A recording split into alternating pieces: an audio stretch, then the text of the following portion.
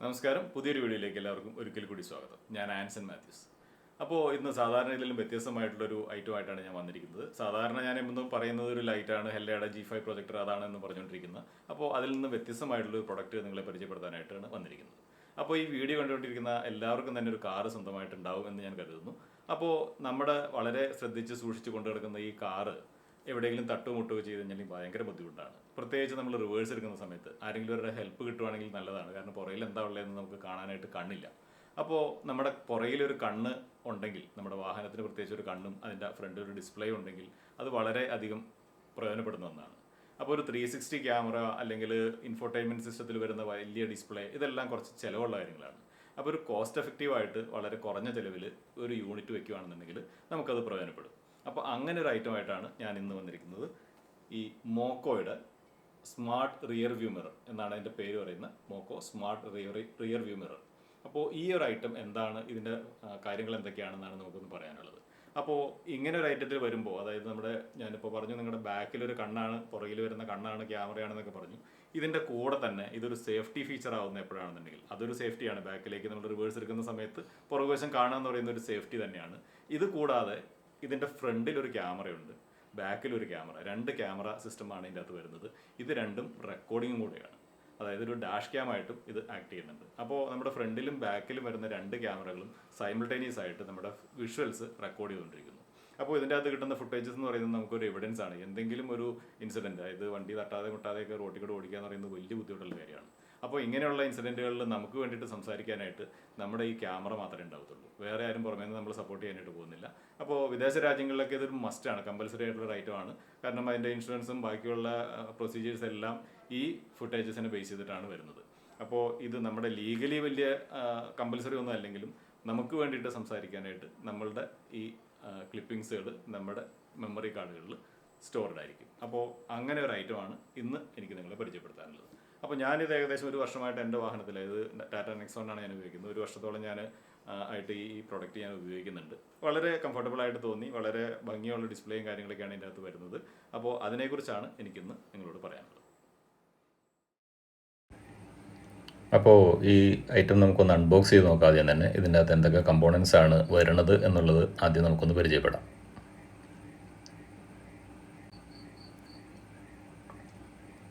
അപ്പോൾ നമ്മളുടെ ഈ ബോക്സ് തുറക്കുമ്പോൾ ആദ്യം തന്നെ കാണുന്നത് നമ്മളതിൻ്റെ മെയിൻ ഡിസ്പ്ലേ യൂണിറ്റാണ്. അതായത് നമ്മുടെ സെൻറ്റർ മിററിൽ ഫിറ്റ് ചെയ്യുന്ന ആ ഒരു ഡിസ്പ്ലേ യൂണിറ്റ്. ഇതിലാണ് നമ്മുടെ വിഷ്വൽസ് എല്ലാം നമ്മൾ കാണാനായിട്ട് സാധിക്കുന്നത്. അപ്പോൾ ഇതാണ് ഇതിൻ്റെ അകത്തുള്ള ആ മെയിൻ യൂണിറ്റ് വരുന്നത്. ഇത് തന്നെയാണ് ആദ്യം ഇരിക്കുന്നത്. അപ്പോൾ അതിനെ നമുക്കൊന്ന് ഓപ്പൺ ചെയ്ത് കാണാം.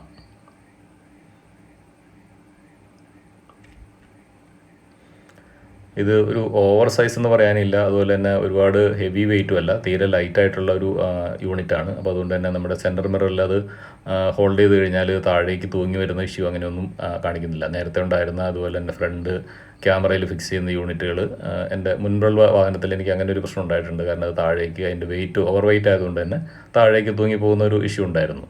അപ്പോൾ അതിനെ കമ്പയർ ചെയ്ത് നോക്കുമ്പോൾ ഒരുപാട് ലൈറ്റ് വെയിറ്റ് ആണ് വരുന്നത്. അപ്പോൾ ഇതിൻ്റെ അകത്ത് ബാക്കി വരുന്ന ആക്സസറീസ്, ഇതിൻ്റെ ആ ഒരു ചാർജർ സോക്കറ്റിൽ നിന്ന് കണക്ഷൻ എടുക്കാനുള്ള DC സപ്ലൈ കൊടുക്കാനുള്ള ഒരു വയറിങ്ങും, അതുപോലെ തന്നെ റിവേഴ്സ് ക്യാമറയിൽ, അതായത് ബാക്കിൽ നിന്നുള്ള ക്യാമറ കണക്ട് ചെയ്യാനും അതിനുള്ള വയറിങ് കാര്യങ്ങളും, അതുപോലെ ഒരു വാറണ്ടി കാർഡ്, ഇത്രയും കാര്യങ്ങളാണ് ഇതിൻ്റെ അകത്ത് വരുന്നത്. അതുപോലെ തന്നെ ഒരു റബ്ബറിൻ്റെ 2 സ്ട്രിപ്പുകളും വരുന്നുണ്ട്.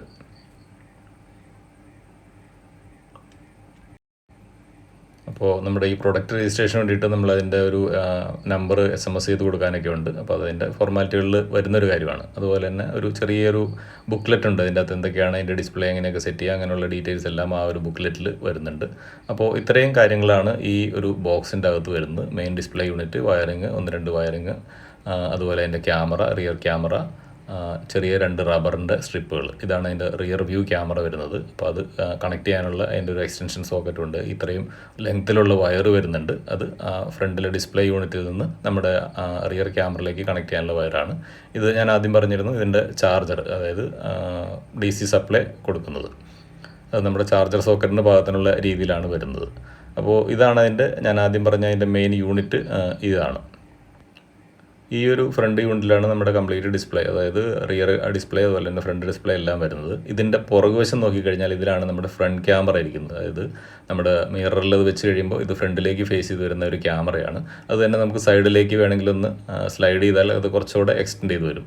കാരണം ചില വാഹനങ്ങളുടെ ഫ്രണ്ടിലായിട്ട് കുറച്ചൊരു ഏരിയ അവിടെ കുറച്ച് ഒപ്പേക്കായിട്ട്, അതായത് ഫുള്ളി ട്രാൻസ്പെറൻ്റ് അല്ലാതെയാണ് കൊടുത്തിട്ടുണ്ടാവുക, ചെറിയ ഡോട്ടുകളൊക്കെ ആയിട്ട്. അപ്പോൾ അതിൽ നിന്നും പുറത്തേക്ക് ക്യാമറ വരാൻ വേണ്ടിയിട്ടാണ് അതുപോലെ ഒന്ന് സ്ലൈഡ് ചെയ്ത് വെക്കാൻ. ഇത് നമ്മുടെ ഫ്രണ്ട് സെൻറ്ററിലുള്ള മിററിൻ്റെ ഏതാണ്ട് സെയിം സൈസിലാണ് വരുന്നത്. അതുകൊണ്ട് തന്നെ ഒരുപാട് വലിയ ഇതല്ല, ഒരു കറക്റ്റ് സൈസിൽ തന്നെ സെറ്റായിട്ട് നിന്നോളും. ഈ ഒരു റബ്ബറിൻ്റെ ബാൻഡും കൂടെ കവർ ചെയ്തിട്ട് അതിൻ്റെ പുറകിൽ നിന്ന് നമ്മുടെ മിററിൽ കൂടെ കവർ ചെയ്ത് ഇതിൻ്റെ സെക്കൻഡ് ലോക്കിലേക്ക് അത് ഫിക്സ് ചെയ്ത് കഴിഞ്ഞിട്ടുണ്ടെങ്കിൽ നല്ല ടൈറ്റായിട്ട് തന്നെ നമ്മുടെ സെൻറ്റർ മിററിൽ ഫിക്സ് ആയിക്കൊള്ളും.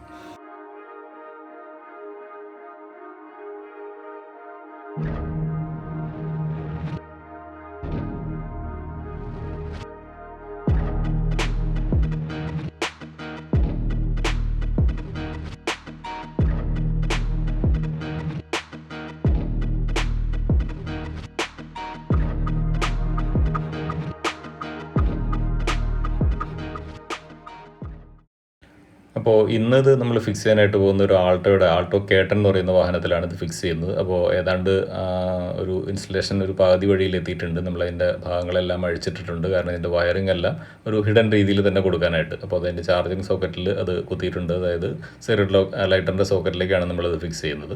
അപ്പോൾ അതവിടെ വെച്ചിട്ട്, അപ്പോൾ നമ്മുടെ വേറെ വയർ കട്ടിങ് കാര്യങ്ങളൊന്നും വരുന്നില്ല. നേരെ അതിൽ പ്ലഗ് ചെയ്ത് കഴിഞ്ഞാൽ തന്നെ നമുക്ക് അതിൻ്റെ DC സപ്ലൈ കിട്ടും.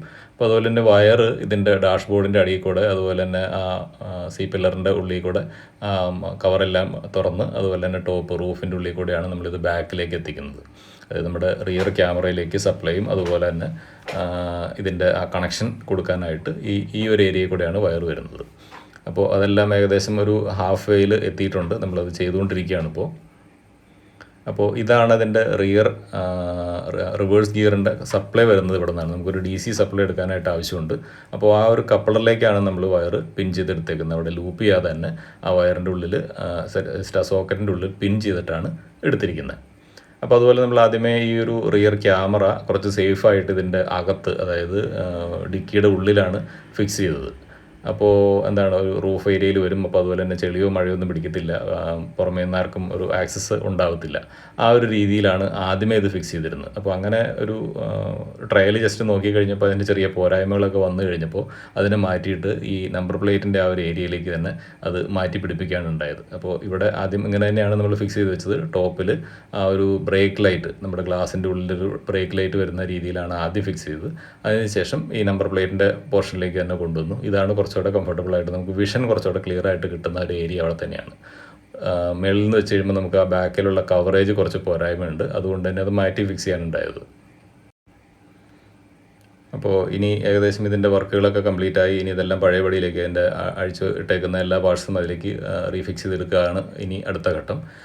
അതിനുശേഷം ഇനി നമ്മൾ ഇതിൻ്റെ അകത്തുള്ള ഡിസ്പ്ലേ ഒന്ന് ചെക്ക് ചെയ്യാം. ഇപ്പോൾ എല്ലാ ഭാഗങ്ങളും കറക്റ്റായിട്ട് പഴയ രീതിയിലേക്ക് തന്നെ മൗണ്ട് ചെയ്തിട്ടുണ്ട്. എല്ലാ ഭാഗങ്ങളും ക്ലിയർ ആയിട്ടുണ്ട്. അപ്പോൾ നമ്മുടെ ക്യാമറ അല്ലെങ്കിൽ ആ ഒരു ഡിസ്പ്ലേ യൂണിറ്റ് റെഡി ആയിട്ടുണ്ട്. ചാവി ഓൺ ചെയ്ത് കഴിഞ്ഞാൽ തന്നെ ഈ ഡിസ്പ്ലേ യൂണിറ്റ് ഓൺ ആവും. അപ്പോൾ അതിൽ തന്നെ ഒരു കുറേ അധികം സെറ്റിങ്സ് നമുക്കുണ്ട്.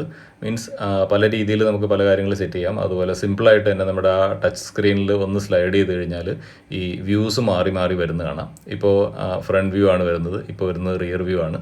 ഇപ്പോൾ ഫ്രണ്ടും ബാക്കും കൂടെ രണ്ട് സ്പ്ലിറ്റ് സ്ക്രീനുകളായിട്ട് പകുതി ഹാഫ് ഫ്രണ്ടും ഹാഫ് ബാക്കും ആയിട്ടാണ് വന്നേക്കുന്നത്. അപ്പോൾ ഇത് നമുക്ക് സൈഡിലേക്ക് സ്ലൈഡ് ചെയ്ത് കഴിഞ്ഞാൽ ഇത് സിമ്പിളായിട്ട് മാറ്റി കാണാവുന്നതാണ്. അപ്പോൾ നോർമലി നമുക്ക് റിയർ വിഷനാണ് കൂടുതലും വേണ്ടി വരിക. ഫ്രണ്ട് ക്യാമറ നമ്മൾ ഓൺ ആക്കിയിടേണ്ട ആവശ്യമില്ല, നമുക്ക് നേരെ ഫ്രണ്ടിലേക്ക് കാണാവുന്നേ ഉള്ളൂ. ഒരു ഫ്രണ്ട് ക്യാമറ വിഷൻ ഇവിടെ ആവശ്യമില്ല. ബാക്കിലേക്കുള്ള വിഷനാണ് നമ്മൾ നോർമൽ കേസിൽ ഇട്ടേക്കുക. അതുപോലെ തന്നെ ഇത് റിവേഴ്സ് പൊസിഷനിലേക്ക് ഇട്ട് കഴിഞ്ഞാൽ ഈവൻ അത് ഓഫാണെങ്കിൽ കൂടി ഓണായിട്ട് ആ റിവേഴ്സ് ക്യാമറയും അതുപോലെ തന്നെ അതിലൊരു ഡിസ്റ്റൻസ് ബാറും കൂടെ തെളിഞ്ഞു വരുന്നത് നമുക്ക് കാണാം. അപ്പോൾ അത് തന്നെ നമുക്ക് അതിൻ്റെ ഹൈറ്റ് മേലോട്ടും താഴോട്ടും ആക്കാൻ പറ്റും. അതുപോലെ തന്നെ ഒരു വൈഡ് ആംഗിളിലേക്ക് കൺവേർട്ട് ചെയ്യാനായിട്ടും സാധിക്കും. റിവേഴ്സ് മിററിനെ തന്നെ അല്ലെങ്കിൽ റിവേഴ്സ് ക്യാമറ തന്നെ വൈഡ് ആംഗിളിലേക്കും അതുപോലെ തന്നെ കുറച്ച് ലിമിറ്റഡ് ഏരിയയിലേക്കും മാറ്റി ഇടാനായിട്ട് സാധിക്കും. അപ്പോൾ അതുപോലെ ഇതിൻ്റെ ഹൈറ്റിനെ നമുക്ക്, അതായത് ആ ഒരു ഡിസ്റ്റൻസ് ബാറിൻ്റെ ഹൈറ്റ് നമുക്ക് കൂട്ടുകയും കുറയ്ക്കുകയൊക്കെ ചെയ്യാനായിട്ട് സാധിക്കുന്നതാണ്. അപ്പോൾ ഇതെല്ലാം ഈ യൂണിറ്റിൽ വളരെ സിമ്പിളായിട്ട് തന്നെ ചെയ്യാം. നമുക്കത് വളരെ യൂസർ ഫ്രണ്ട്ലി ആയിട്ടാണ് കൊടുത്തിരിക്കുന്നത്.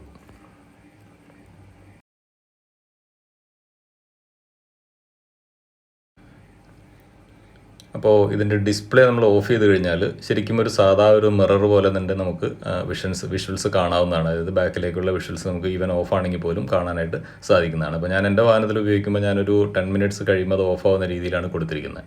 ഇത് പകൽ സമയത്തൊക്കെ നല്ല വെയിലുള്ള സമയത്ത് ഡിസ്പ്ലേ അത്ര വലിയ ബ്രൈറ്റ്നസ് എന്ന് പറയാനില്ല. അത്യാവശ്യം നല്ല ക്ലിയർ ആയിട്ട് കാണാനായിട്ട് സാധിക്കും. പക്ഷേ നമ്മുടെ ഇതനുസരിച്ചിട്ട് ഡിസ്പ്ലേയുടെ ബ്രൈറ്റ്നസ് കൂട്ടുകയും കുറയ്ക്കുകയൊക്കെ ചെയ്യാം. ഫുൾ ബ്രൈറ്റ്നസ് ഇട്ടാൽ പോലും ചില സമയത്ത് അതിലേക്ക് ഗ്ലെയർ വരുമ്പോൾ നമുക്ക് കുറച്ച് ബുദ്ധിമുട്ടുണ്ടാകും. പക്ഷേ റിവേഴ്സൊക്കെ ഇടുന്ന സമയത്ത് നല്ല രീതിയിൽ കാണാൻ പോകുന്നു. ചാഞ്ചരിഞ്ഞൊക്കെ നോക്കിക്കഴിഞ്ഞാൽ തന്നെ ഡിസ്പ്ലേ നമ്മുടെ കണ്ണിൽ പാകത്തിനായിരിക്കണമെന്നുണ്ടെങ്കിൽ വൃത്തിയായിട്ട് കാണാനായിട്ട് സാധിക്കും. ഇതിൽ തന്നെ ഒരുപാട് സെറ്റിങ്സ് നമുക്ക് അങ്ങോട്ടും ഇങ്ങോട്ടും അഡ്ജസ്റ്റ് ചെയ്തിടാം. അതിൻ്റെ മോഷൻ ഡിറ്റക്ഷൻ, അതുപോലെ തന്നെ റെക്കോർഡിംഗ് ഓഡിയോ, കുറേ കാര്യങ്ങളുണ്ട് ഇതിൻ്റെ അകത്ത്. അപ്പോൾ അത് നോക്കി പല കാര്യങ്ങളും സെറ്റ് ചെയ്തെടുക്കാനുണ്ട്. ബേസിക്കായിട്ട് നമുക്ക് ആവശ്യമുള്ള റിവേഴ്സ് വേർഷനും അതുപോലെ തന്നെ 2 റെക്കോർഡിംഗ് ഉണ്ടെന്നുള്ളതാണ് മെയിൻ അഡ്വാൻറ്റേജ്. അതിന് വേണ്ടിയിട്ട് നമ്മളൊരു മെമ്മറി കാർഡ് ഇതിൻ്റെ അകത്ത് ഇൻസേർട്ട് ചെയ്യേണ്ടതായിട്ടുണ്ട്.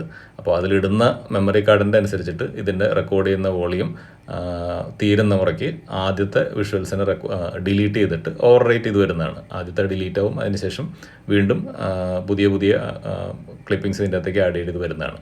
അപ്പോൾ ഈ വാഹനത്തിൽ നമ്മൾ മെമ്മറി കാർഡ് ഇട്ടിട്ടില്ല, ജസ്റ്റ് യൂണിറ്റ് എല്ലാം ഫിക്സ് ചെയ്തിട്ടേ ഉള്ളൂ. അപ്പോൾ മെമ്മറി കാർഡ് ഇടാത്തതുകൊണ്ടാണ് നോ മെമ്മറി കാർഡ് എന്നുള്ള മെസ്സേജ് അതിൻ്റെ അകത്ത് വരുന്നത്. അപ്പോൾ അതുപോലെ തന്നെ സിമ്പിളായിട്ട് നമുക്ക് ആ ഒരു റെക്കോർഡ് ചെയ്ത വിഷ്വൽസ് കാണാനായിട്ടും വളരെ സിമ്പിളായിട്ട് സാധിക്കുന്നതാണ്. ഞാൻ ഈ യൂണിറ്റിൽ കണ്ടൊരു നെഗറ്റീവ് പറയുകയാണെന്നുണ്ടെങ്കിൽ അത് കോമൺ ആയിട്ട് വരുന്നതാണ്. ക്യാമറ ലെൻസിൽ ഒരു തുള്ളി വെള്ളം ഇരുന്ന് കഴിഞ്ഞാൽ നമ്മുടെ വിഷൻ കുറച്ച് ബുദ്ധിമുട്ടാവും. ഒന്നുകിൽ നമ്മളത് മാനുവലി പുറത്ത് പോയി കൈകൊണ്ട് ക്ലീൻ ചെയ്യുക, അല്ലെങ്കിൽ അത് ഗ്രാജുവലി ഉണങ്ങുക. ഇതിലേതെങ്കിലും ഒരു മെത്തേഡിലേ അത് ക്ലിയർ ആവത്തുള്ളൂ. ഇനി നിങ്ങൾക്ക് ഇതിൻ്റെ അകത്ത് അറിയേണ്ടി വരുന്നത് ഇതിൻ്റെ പ്രൈസാണ്. പ്രൈസ് വന്നിട്ട് ഒരു 15,200 ആണ് ഇതിൻ്റെ അകത്ത് MRP വരുന്നത്.